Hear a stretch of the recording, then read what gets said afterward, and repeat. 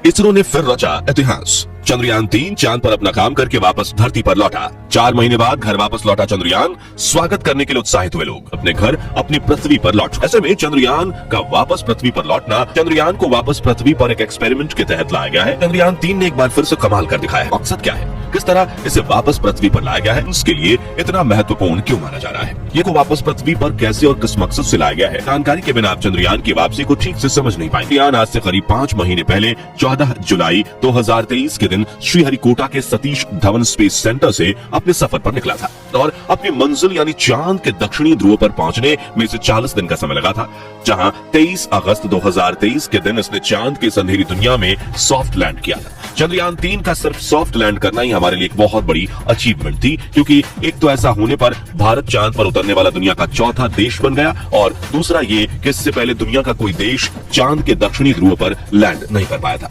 हालांकि बीच में रूस ने अपना लूना 25 लॉन्च करके चांद के दक्षिणी ध्रुव में भारत से पहले पहुंचने की कोशिश की, पर वो नाकाम रहा। इस तरह चांद के दक्षिणी ध्रुव में सबसे पहले सॉफ्ट लैंडिंग करने का रिकॉर्ड भारत के नाम रहा। अब देखिए, उनके दक्षिणी ध्रुव में सफलतापूर्वक सॉफ्ट लैंडिंग को अंजाम देना, जो कि 23 अगस्त को ही अचीव कर लिया गया था। चांद की सरजमी पर डिप्लॉय करना और उसको अलग अलग इलाकों में भेजकर खोजबीन करना, इस ऑब्जेक्टिव को भी चंद्रयान के लैंड करने के 48 घंटे के भीतर ही अचीव कर लिया गया। और लास्ट में तीसरा ऑब्जेक्टिव था अलग अलग पेलोड की मदद से चांद पर अलग अलग किस्म के साइंटिफिक रिसर्च करना। अगर आप भूल गए हो तो याद दिला दें कि चंद्रयान-3 के विक्रम लैंडर और प्रज्ञान रोवर ने पूरे एक लूनर डे यानी कि पृथ्वी के करीब 14 दिन चांद के उस इलाके में रिसर्च का काम किया था और अपने इस रिसर्च के दौरान उसने चांद पर कई ऐसे एलिमेंट्स खोज निकाला था जिनके वहां होने के बारे में हमें कोई जानकारी नहीं थी। और इसी के चलते पूरी दुनिया चंद्रयान-3 ने अपना तीसरा ऑब्जेक्टिव भी पूरी सफलता के साथ अचीव किया था और इसी के चलते ये मिशन पूरी तरह से कामयाब माना गया। हमारे चंद्रयान का प्रपल्शन मॉड्यूल करीब 4 महीने बाद अब फिर से पृथ्वी पर लौट आया है।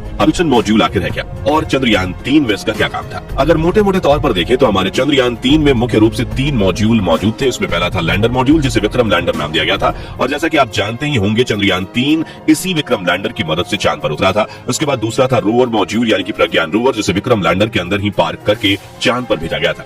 यही वो रोवर है जिसने चांद की धरती पर भारत और इसरो की अमिट छाप को छोड़ा था। इसके बाद लास्ट में चंद्रयान-3 का तीसरा मॉड्यूल था प्रपल्शन मॉड्यूल और इसी मॉड्यूल की मदद से हमारा चंद्रयान-3 चांद के दक्षिणी ध्रुव तक पहुंचा था, क्योंकि इसका काम इस पूरे स्पेसक्राफ्ट को चांद पर ले जाना था। दरअसल 14 जुलाई को जब हमारा चंद्रयान-3 लॉन्च हुआ तो LVM-3M4 रॉकेट व लॉन्च व्हीकल की मदद से ये कुछ ही मिनटों के अंदर स्पेस में पहुंच गया और स्पेस में पहुंचते ही ये रॉकेट इससे अलग हो गए, क्योंकि इनका काम बस यहीं तक था। उसके बाद इस सफर की पूरी कमान प्रपल्शन मॉड्यूल ने संभाली और ये चंद्रयान-3 को चांद की 100 × 100 किलोमीटर की कक्षा में छोड़ने के बाद ही इससे अलग हुआ। इसके लिए पहले इसने हमारे स्पेसक्राफ्ट को चांद के 5 ऑर्बिट करवाए, जहां हर एक पूरे होते ऑर्बिट के समय वैज्ञानिक बटन दबाकर प्रपल्शन मॉड्यूल के इंजन को बूस्ट दे देते थे और हमारा स्पेसक्राफ्ट पृथ्वी की अगली कक्षा में पहुंच जाता था। इसी तरह से इसने चंद्रयान को 5 ऑर्बिट करवाए और अपने इंजन के पावर से पूरे स्पेसक्राफ्ट को ट्रांसलूनर हाईवे यानी कि पृथ्वी और चांद के बीच के रास्ते पर अलाइन किया।